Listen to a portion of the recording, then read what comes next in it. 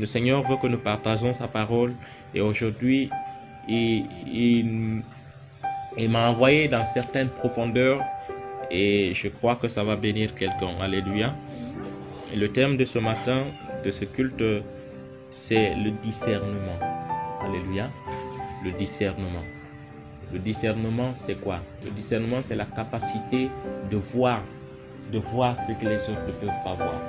C'est la capacité de trouver en quelqu'un ou en quelque chose qui ne peut pas être vu ou perçu par beaucoup de personnes. Alléluia. Le discernement, c'est la faculté que nous avons de voir la grandeur dans quelque chose qui ne frappe pas à l'œil. Alléluia. C'est très important d'avoir le discernement parce que le discernement te permet de mettre une différence entre le faux et le vrai, entre le bon et le mauvais.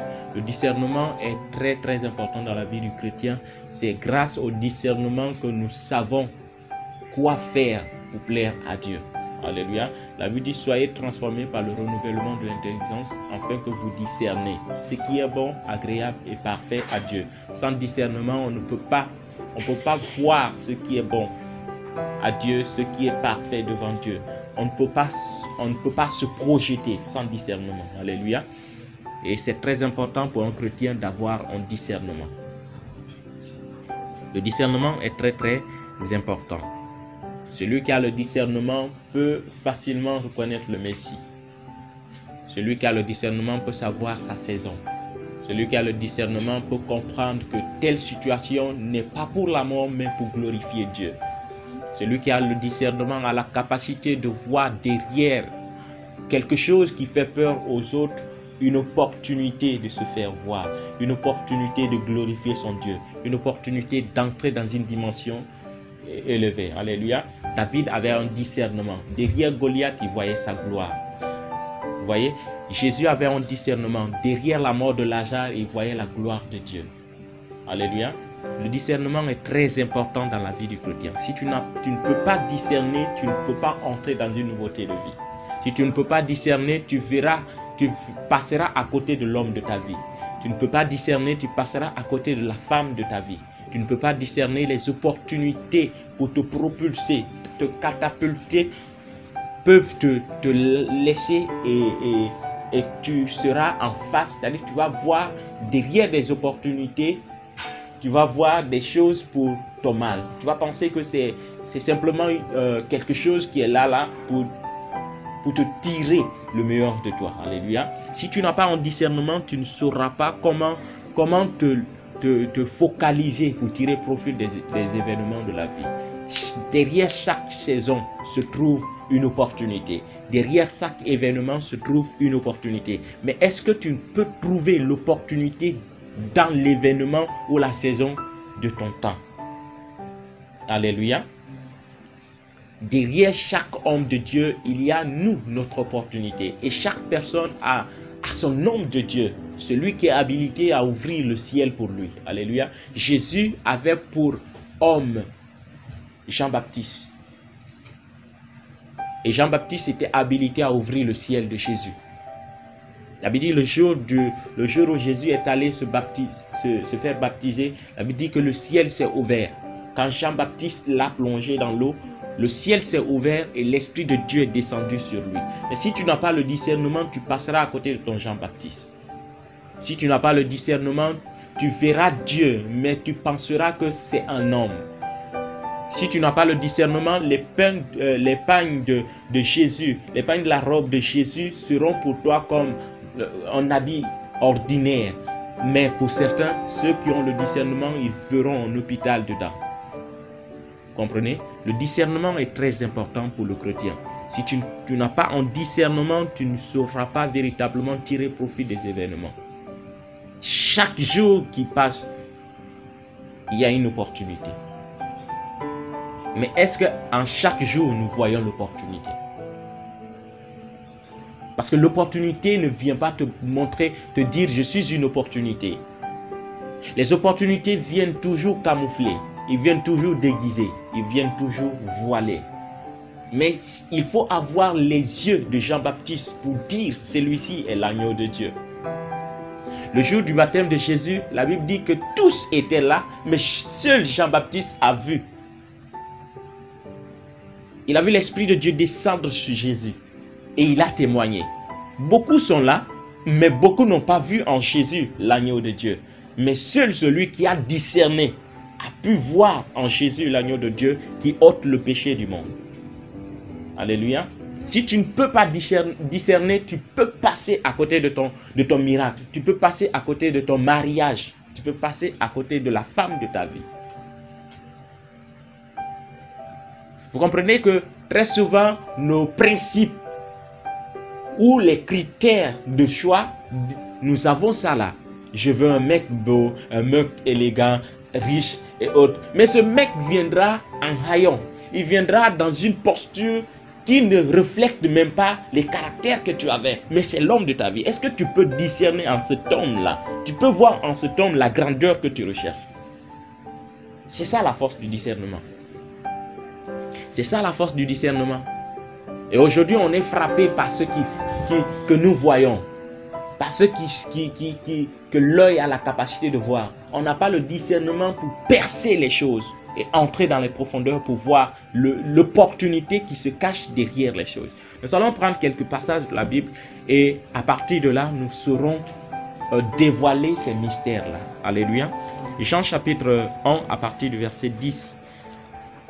Du verset 10 au verset 11, la Bible dit: elle était dans le monde et le monde a été fait par elle et le monde ne l'a point connue.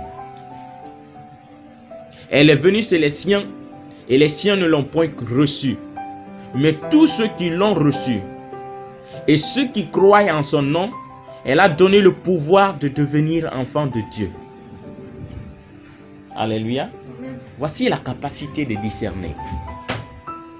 La Bible dit que la parole était la lumière, et la lumière de tout le monde entier. Alléluia. Cette parole qui était la lumière est venue sur les siens. Les siens ne l'ont pas reçue. Ils ne l'ont pas reçue. Le monde ne l'a pas connue. Alléluia. Pourquoi le monde ne l'a pas connue? Pourquoi le monde ne l'a pas reçu? Parce qu'il n'a pas connu. Pourquoi il n'a pas connu? Parce qu'il n'a pas vu en lui le Sauveur. Le monde n'a pas vu en cette lumière le Rédempteur. Vous comprenez ça? La Bible dit que elle était la lumière du monde, mais le monde ne l'a pas connue. Il y a beaucoup de choses qui viennent pour nous pousser d'une étape de faiblesse à une étape de gloire. Mais à cause de l'ignorance, à cause du fait que nous n'avons pas de discernement, cette chose-là passe. La Bible dit, il est venu. Nous ne l'avons pas reçu parce que nous n'avons pas eu le discernement. Mais ceux qui ont eu le discernement et qui l'ont reçu, la Bible dit, il les a donné le pouvoir de devenir.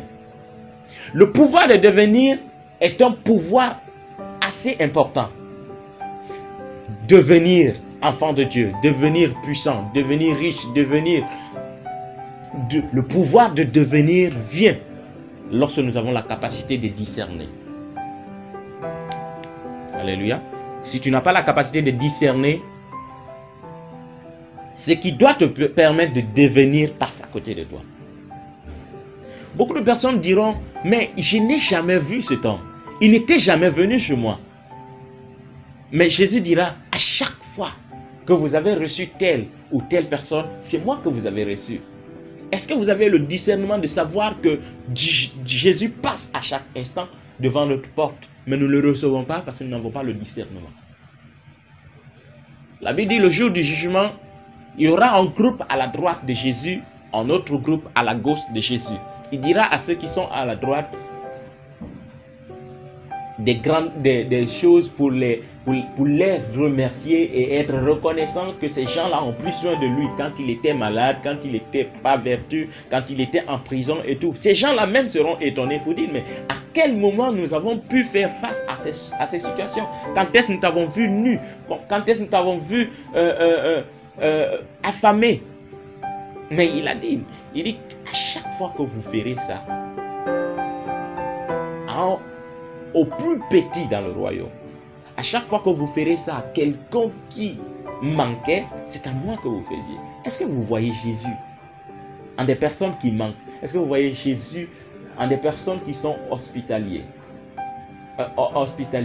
Est-ce que vous voyez Jésus en des prisonniers? Bien aimé, nous avons posé une action très louable et très appréciable devant Jésus.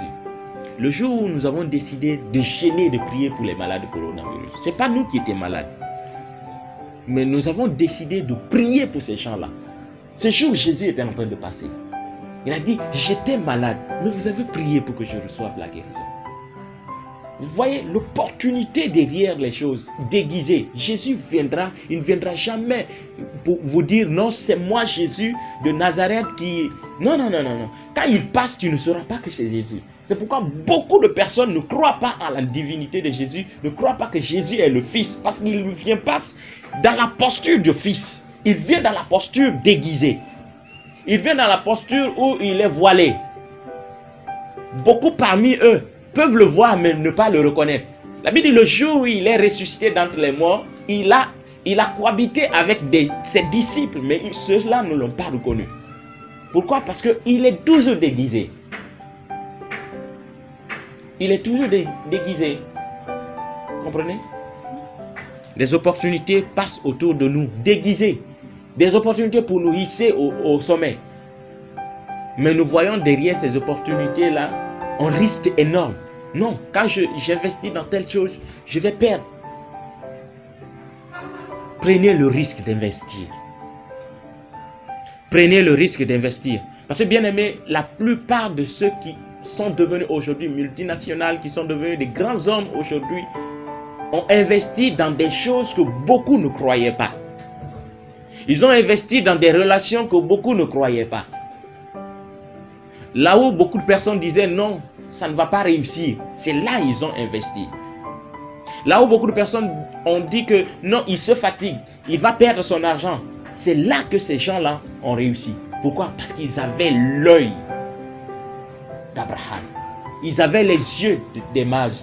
Ils avaient les yeux de Jean-Baptiste. La Bible dit, Abraham, quand il a vu 3 hommes passer, mais il les a appelés Dieu, Seigneur. Comment est-ce que Abraham avait les yeux? Quelle était la capacité d'Abraham de voir en des hommes de Dieu?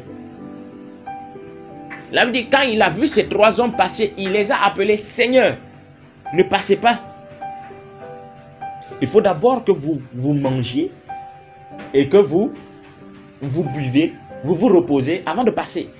La Bible dit que quand les hommes là ont mangé et ils ont fini de boire, en ces hommes était la solution de la fécondité d'Abraham.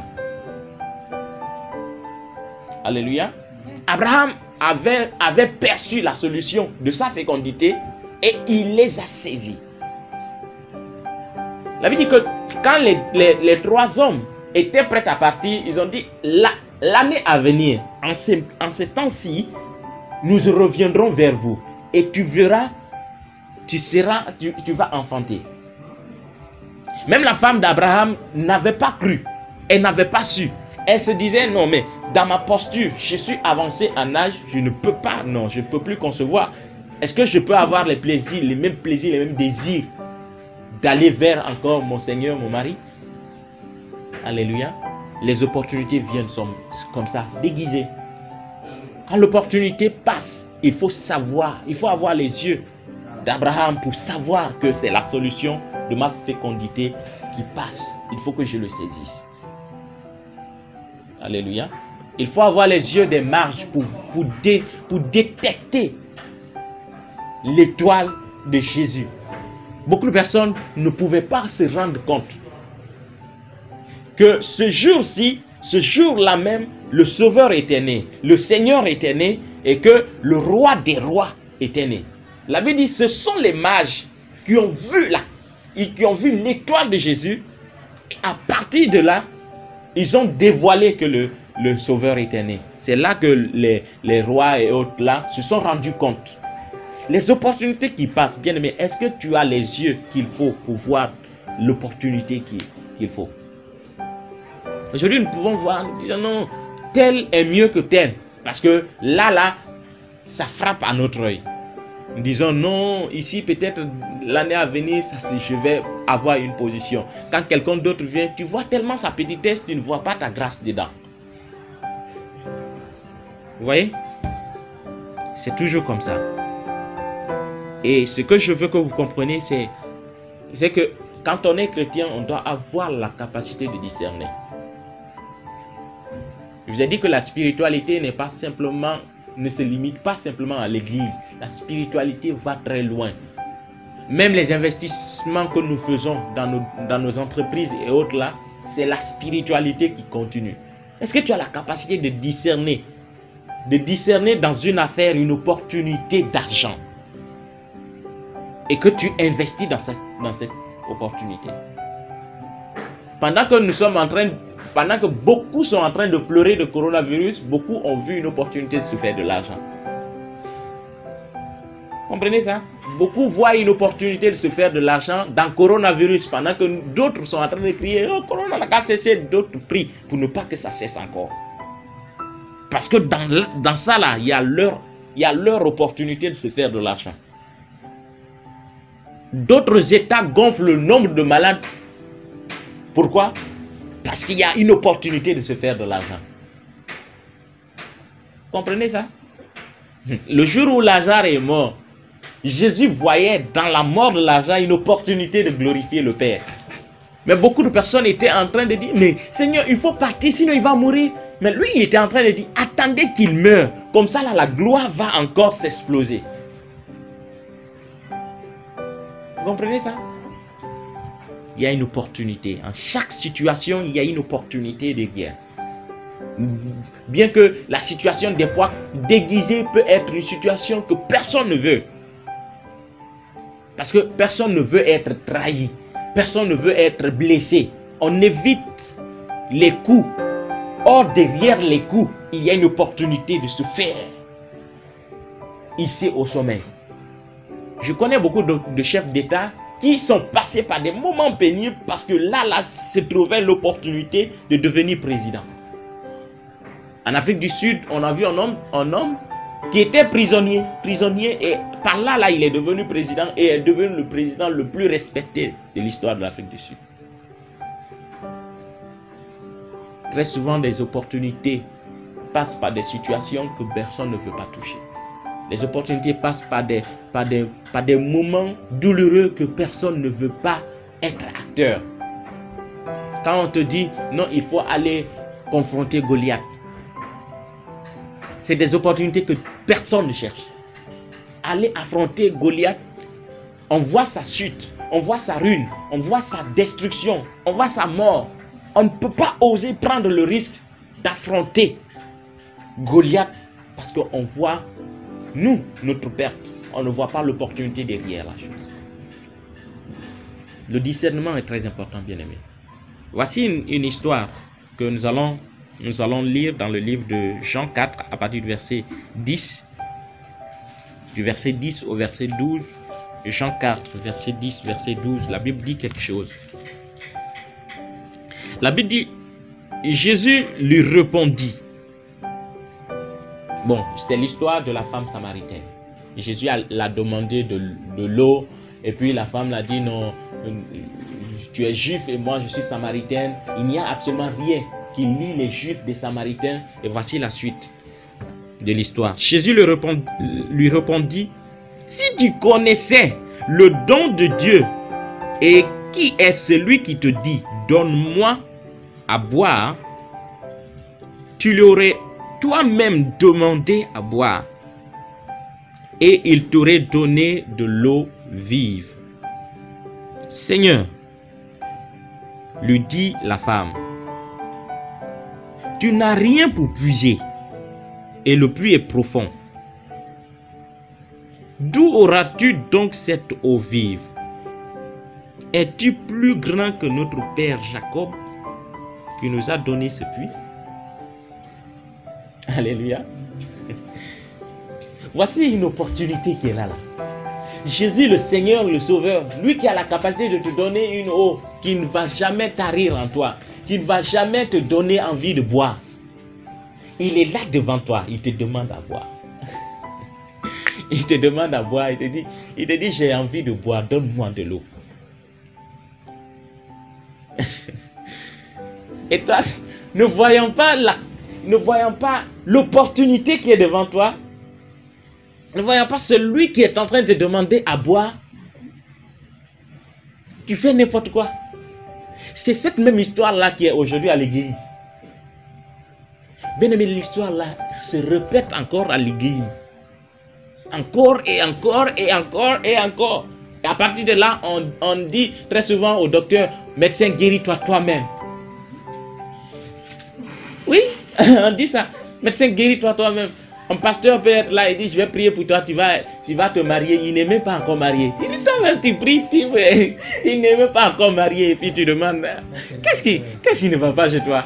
Guéris-toi d'abord. Toi, tu es Jésus, c'est toi qui as la capacité de donner de l'eau. Et quand tu as donné là, quelqu'un, quand il a bu, il n'a plus soif. Tu as la capacité là. Il faut boire ton eau, tu vas me laisser tranquille. Il dit, guéris-toi toi-même. Pourquoi est-ce que tu me demandes l'eau même quand je bois là, j'aurai soif? Toi-même, tu sais que quand tu bois de cette eau là, tu auras encore soif. Mais tu me demandes cette eau. Toi, tu as une eau, quand tu bois cette eau là, tu n'as plus soif. Vous voyez? Vous voyez que le miracle est déguisé. Et quand on a les yeux des hommes, on ne peut pas voir son miracle. Quand on a l'œil d'un homme, on ne peut pas discerner le miracle qui se trouve derrière la personne qui est là. Parce qu'on se dit que non, cette personne-là, il me demande de faire quelque chose que lui-même il ne fait pas. Il me dit qu'il va me donner quelque chose que lui-même il n'a pas. Vous voyez ça, non? Il me demande de l'eau et il me promet une autre pour ne plus que j'ai soif. Vous voyez, ça cloche mal. Mais derrière ça, il y a une opportunité. On voit un homme de Dieu et on se dit qu'il est trop jeune. C'est pourquoi aujourd'hui, très souvent, les hommes de Dieu s'élèvent, continuent d'avoir. On a les yeux que pour ces hommes-là. On ne voit pas une opportunité à un jeune homme de Dieu. Vous voyez ça? On ne voit pas une opportunité à un jeune homme de Dieu. Parce qu'on pense le connaître. On pense connaître la grâce de Dieu sur sa vie. Vous comprenez ça? On pense connaître la grâce de Dieu sur sa vie. Et on se dit que non mais, qu'est-ce que lui il peut me montrer de plus? Je connais sa vie. Des fois il n'a même pas de quoi manger. Qu'est-ce qu'il peut me donner de plus grand? En lui, qu'est-ce que je peux avoir de si important? Comprenez ça? Voilà comment les opportunités viennent déguiser. La Bible dit Jésus l'a demandé quelque chose. Où est ton mari? Il dit, je n'ai pas de mari. Il dit, tu as raison. Parce que celui avec qui tu es n'est pas ton mari. Tu en avais 5, mais tous sont morts.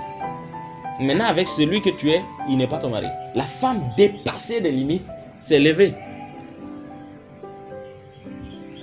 Et a mis en question les doutes qu'il avait. Vous voyez?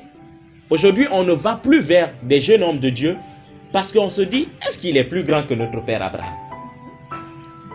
On ne voit plus des opportunités de miracles en des jeunes hommes de Dieu parce qu'on a une référence. Et si cette référence-là, on ne voit pas quelqu'un qui a dépassé les barres de cette référence, on ne voit plus en lui l'opportunité de devenir ou d'avoir.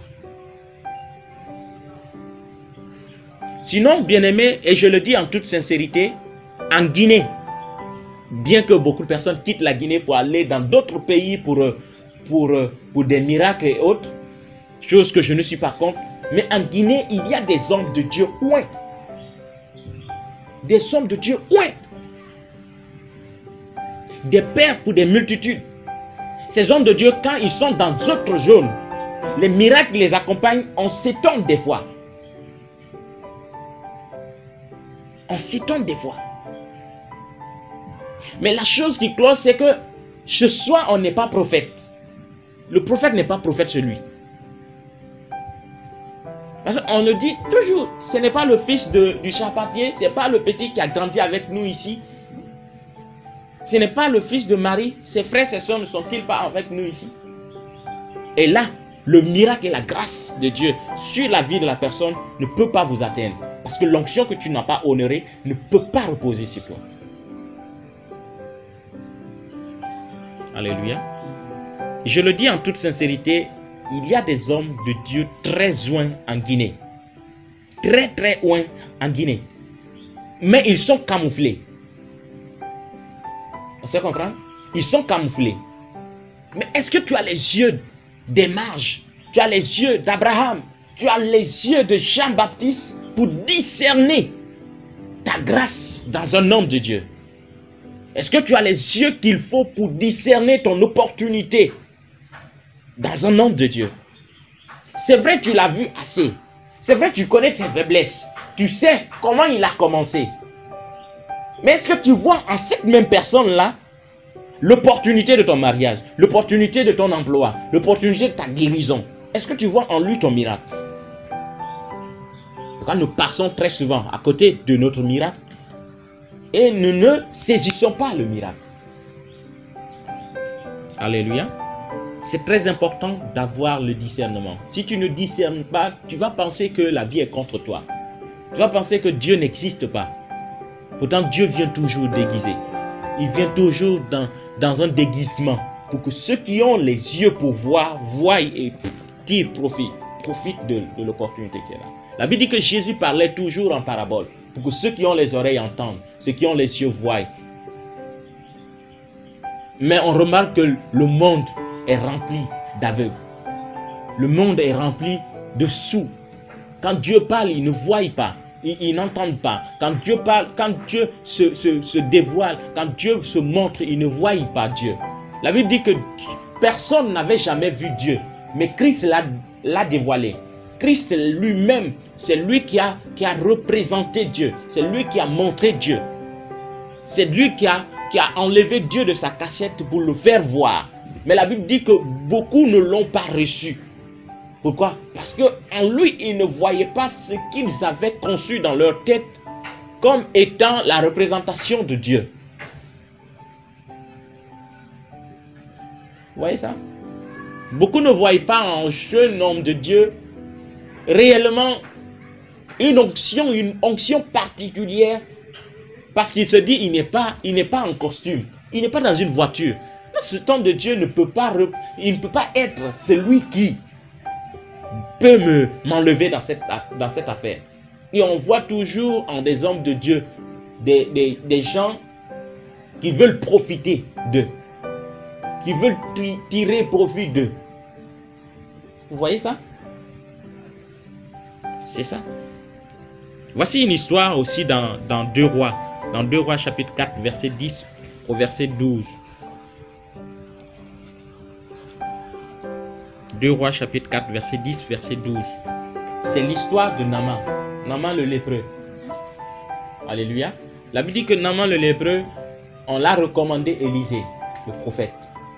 Et il est venu à Jérusalem pour rencontrer le prophète. Voici l'histoire. Quand il est venu, au verset 10, quand il est venu, on va commencer à partir du verset 9 pour voir ce qui se passe. Naaman vint avec ses chevaux et son char, et il s'arrêta à la porte de la maison d'Élisée. La Bible dit, Élisée lui fit dire par un messager, va et lave-toi 7 fois dans le Jourdain. Ta chair deviendra saine et tu seras pur. Naaman fut irrité et il s'en alla en disant, voici, je me disais, il sortira vers moi,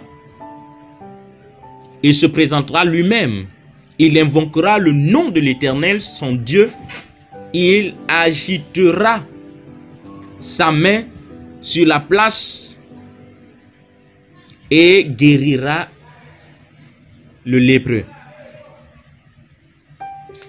Les fleuves de Damas, d'Abana et le Parpar ne valent-ils pas mieux que tous les eaux d'Israël? Ne pourrais-je pas m'y laver et devenir pur? Et il s'en retourna et parfaitement avec fureur. Et partait avec fureur. Il s'en retourna et partait avec fureur. Voici cette histoire. La Bible dit que Naaman, le lépreux, est venu rencontrer le prophète. Et nous disons que quand le prophète est là, nous pensons que Naaman, lui, il se disait que le prophète sortira, il va crier, invoquer son Dieu et le guérir sur place. Alléluia. Et voici comment est-ce que Naaman va s'y prendre. Il aura dans sa tête cette réflexion, cette pensée, cette vision. Mais ce qui s'est passé était totalement le contraire. Élisée lui-même n'est pas sorti. Il a envoyé un messager le dire, va, lave-toi cette fois dans le Jourdain et tu seras pur. Naaman était irrité. Il était dépassé.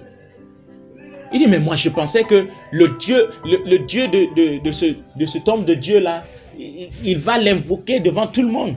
Et il va m'imposer la main, je serai pur. Il voyait quelque chose d'extraordinaire. Il pensait à quelque chose de si grand. Mais la Bible dit que Élisée l'a dit, va, cette fois lave-toi dans le Jourdain. Il se dit que le Jourdain, ce n'est qu'une petite eau.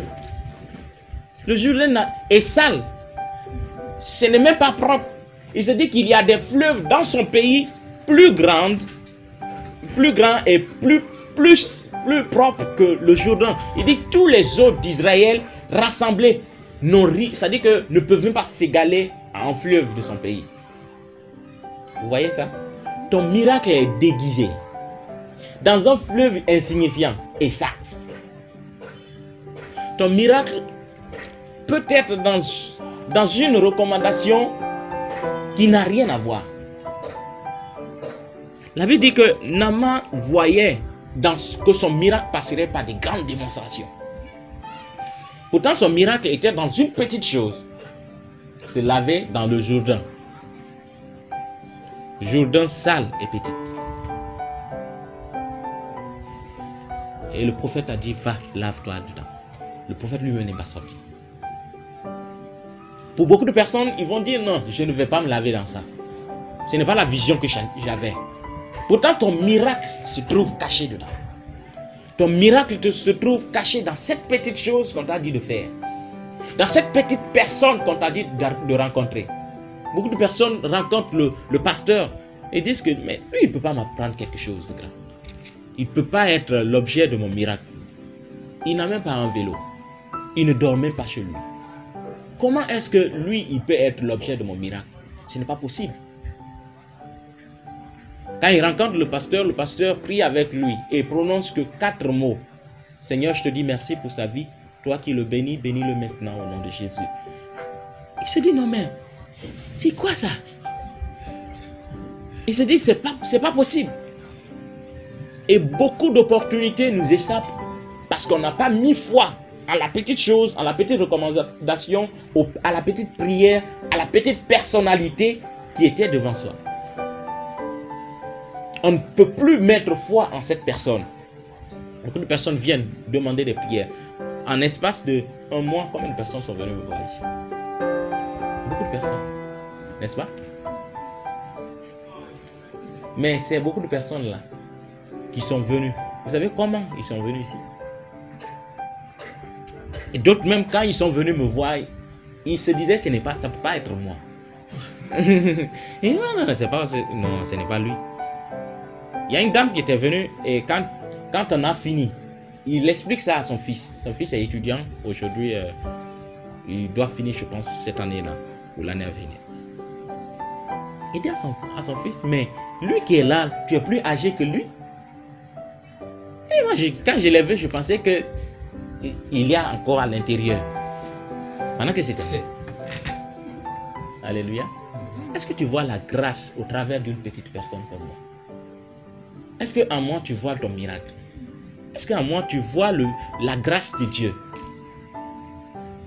Peut-être que j'ai grandi avec beaucoup de personnes. Maintenant, cette personne, tu as du mal à faire une différence entre la grâce de Dieu qui est sur moi maintenant là et l'ami que tu as connu hier. Tu as du mal à voir la grâce de Dieu qui est sur moi aujourd'hui et le miracle que Dieu peut faire au travers de moi par rapport à l'ami que tu avais, le porte sûr que tu avais hier. Et à cause du fait que il y a la familiarité entre toi et moi, tu ne peux plus voir une autre capacité en moi, une autre grâce en moi. Tu ne vois que la même grâce d'un homme intelligent à l'école, d'un homme sympa à la maison et tout. Tu ne peux plus voir la grâce de Dieu. Et c'est ça, ton défaut, c'est ce qui bloque aujourd'hui ton miracle. Vous comprenez? Dieu veut faire de grandes choses au travers de vous. Je vous ai dit, chaque événement qui passe, il y a une opportunité derrière. Peut-être que des événements, d'autres ne veulent même pas le voir. Comme coronavirus aujourd'hui. Qui veut voir coronavirus? Tout le monde veut que coronavirus disparaisse. Mais je vous l'assure, il y a des gens qui ne veulent pas que coronavirus finisse. Parce qu'en coronavirus, il y a une opportunité de se faire de l'argent aujourd'hui. Ceux qui n'ont pas pu réaliser en 10 ans, en 20 ans, en l'espace de coronavirus, un mois, ils ont reçu à un niveau que toute leur prière, c'est que Corona demeure encore. Vous voyez, ce que les gens n'ont pas pu discerner au temps d'Ebola, n'ont pas pu avoir au temps d'Ebola, c'est au temps de coronavirus, ils sont en train de se rattraper. Au temps d'Ebola, les gens n'ont pas vu l'opportunité là. C'est certains qui avaient vu l'opportunité, ils se sont fait de l'argent dans Ebola, mais d'autres sont restés naïfs. Ils ont dit on attend. Toute leur prière, c'est que quelque chose vienne, semblable à Ebola. Et aujourd'hui, Corona est venu. Je vous l'assure, même si Corona est fini en Guinée, tant que ces gens-là n'ont pas encore atteint, ils vont gonfler les chiffres. Ils vont toujours entrer. Aujourd'hui encore, il y a eu malade, hein? Même si c'est pas lui. Vous savez, les symptômes se ressemblent beaucoup. Aujourd'hui, tu as le corps qui est chaud et puis tu tousses. Oh, ben c'est fini. C'est coronavirus. Toi, tu ne connais pas. Oh. Tu ne connais pas coronavirus. Quand on te dit c'est coronavirus, après on te dit il est guéri. On va dire les médecins guinéens, non, ils sont forts. Ah, ils sont forts. On te félicite pendant que tu es en train de tirer profil. Tu es en train de prendre l'opportunité, de profiter de la chose, quoi, au fait. C'est ça, la capacité de voir en des choses que les gens ne peuvent pas voir. Vous savez que la peur nous déstabilise et nous détruit notre capacité de voir, de percevoir, de voir en profondeur. Quand tu as peur, tu ne peux plus voir autour de toi. Mais beaucoup, dans la peur, beaucoup, pendant les moments de panique, ont leur tranquillité et peuvent voir au-delà de ce que les hommes ne peuvent pas voir. Est-ce que tu peux avoir un discernement? Le discernement te demande aujourd'hui une concentration, un apaisement. Là où les gens sont agités, toi tu es calme. Là où les gens sont peureux, ne peuvent plus s'arrêter, toi tu discernes. Quelqu'un ne pouvait pas voir comment Goliath peut tomber. Non, je ne peux pas faire corps à corps avec Goliath. Dans les moments de peur, on ne sait plus comment improviser. Mais celui qui a le discernement peut voir comment atteindre Goliath sans le toucher, sans s'approcher de lui. Seul David avait la capacité de voir que Goliath ne peut pas recevoir des coups et tomber. Les coups d'un homme ne peuvent pas l'atteindre. C'est les coups d'une pierre qui peuvent l'atteindre. Comprenez? Donc il a discerné. Donc dans cette lutte-là, il n'était pas corps à corps avec Goliath, mais il était à des distances. Lui, il a profité d'un projectile pour atteindre Goliath pendant que Goliath pensait qu'il allait avoir corps à corps avec lui. Je vous l'assure que si les coups de David loupaient Goliath, David n'accepterait jamais que Goliath s'approche de lui. Il allait toujours garder une distance de sécurité entre Goliath et lui pour toujours profiter de lancer ses pierres. Vous comprenez? Le discernement te donne la capacité de projeter, de voir et d'anticiper les choses. D'improviser les choses. Le discernement est très important. La Bible dit que Jésus est venu, il était le sauveur. Il était le salut du monde. Mais beaucoup ne l'ont pas reçu. Pourquoi? Parce qu'ils ont vu en Jésus une faiblesse. Ils ont vu en Jésus quelque chose qu'ils n'avaient pas planifié concernant le sauveur qui viendrait. Pour eux, le sauveur qui devait venir devait être un guerrier qui allait faire quoi? Qui allait détruire le pouvoir en place et instaurer son propre pouvoir. Pour lui, pour eux, Jésus devrait être un guerrier qui devait être roi sur Israël, comme David a été roi à l'époque. Et vous avez vu qu'à l'époque de David, David est venu délivrer. Et Israël avait une pensée de comment délivrer, le délivrer. De la même manière que Moïse a délivré Israël de la main des Égyptiens, de la même manière que David a délivré Israël de la main de Goliath, des Philistins, c'est la même manière il pensait être délivré de la main des Romains. Comprenez? Mais maintenant, Jésus est venu dans une autre posture. Il est venu dans une nouvelle façon de voir les choses. Mais dans cette façon-là, les gens ne l'ont pas connu, donc ils ne l'ont pas reçu. Parce que l'idée qu'ils avaient en tête, ils n'ont pas vu. Peut-être dans ta tête, tu te dis, non, la femme de ma vie doit être teint clair, être très jolie. Non, je ne veux pas une femme comme ça. Mais tu vois une femme, la femme réelle de ta vie est venue. Elle est teint clair à l'intérieur. Elle est jolie à l'intérieur. Elle est très belle. Tu ne vois pas sa beauté intérieure. Parce que ce qui frappe à l'œil, c'est ce que tu vois. Comprenez ça? Et vous passez très souvent à côté de votre femme. Vous passez très souvent à côté de votre homme. Parce que l'image que vous vous êtes dite, vous ne l'avez pas vue. Beaucoup pensaient que Jésus allait frapper à l'œil, les attirer la gloire. Quand on le voit, direct, c'est les anges qu'on voit autour de lui. Mais la Bible dit qu'il n'avait rien pour plaire. Donc quand on le voit, il est repoussant. Il n'était pas beau, il n'était pas joli. Et aujourd'hui, on a des Jésus dans des couloirs, dans nos chambres postées, jolis, vrais même, qui attirent. Vous voyez? Mais Jésus que la Bible décrit, il n'était pas beau. La Bible dit il n'attirait pas. Il n'avait rien pour plaire. Mais est-ce que tu peux voir en ce Jésus le Sauveur la solution de ton problème? Très souvent, le beau nous attire. Le luxueux nous attire. On ne voit pas notre solution à une personne qui ne s'habille pas bien. À une femme qui n'est pas sexy. D'accord. Est-ce que tu as la capacité de voir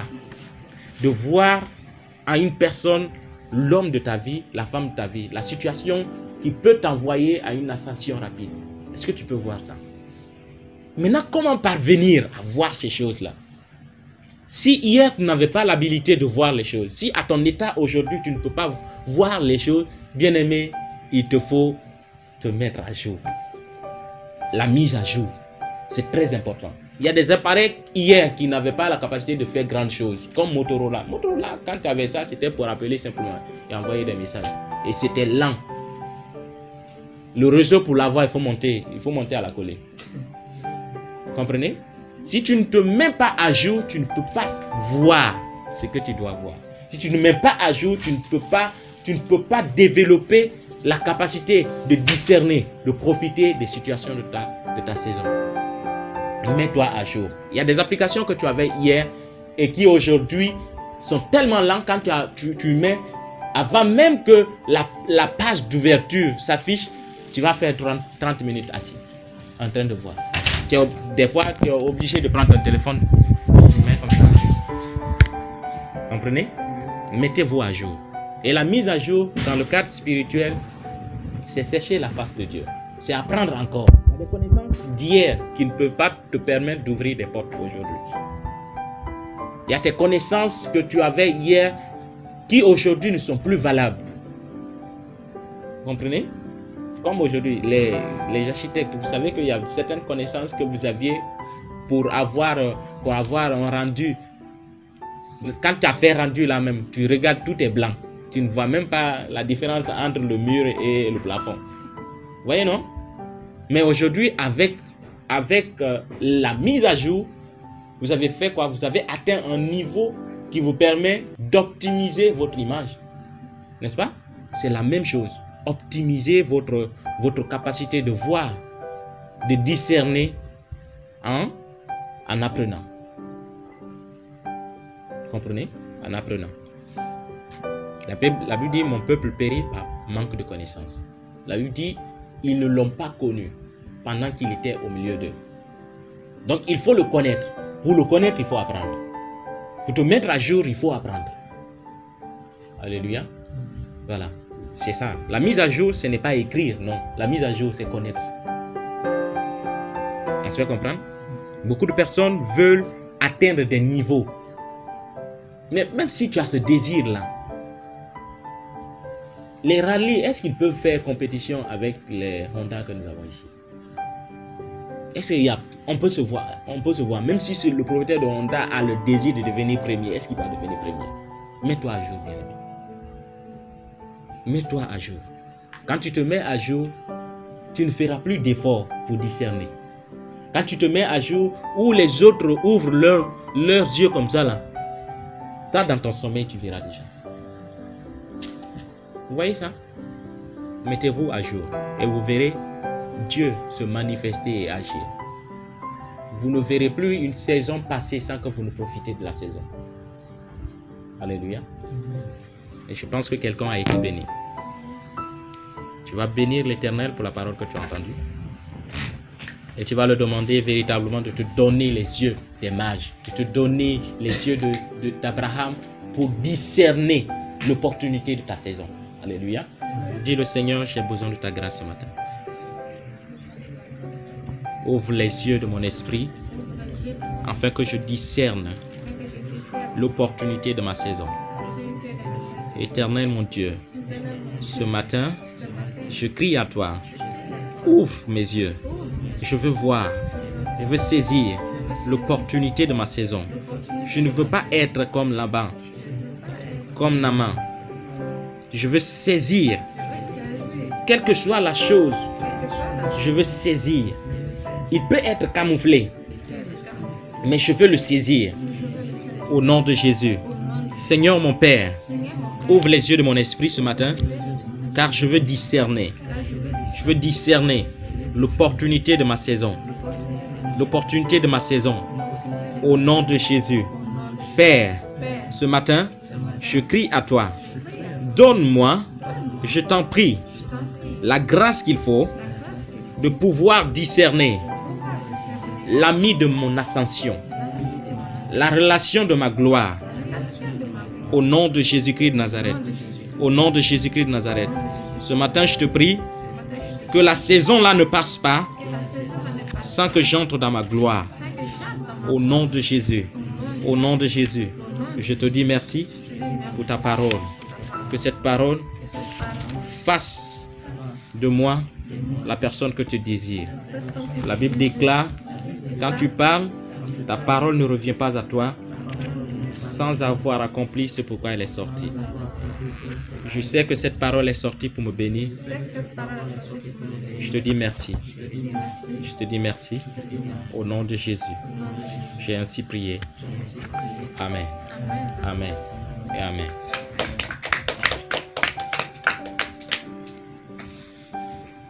Merci Seigneur pour la parole que nous avons entendue. Merci parce que tu as béni. Et je crois que cette parole va encore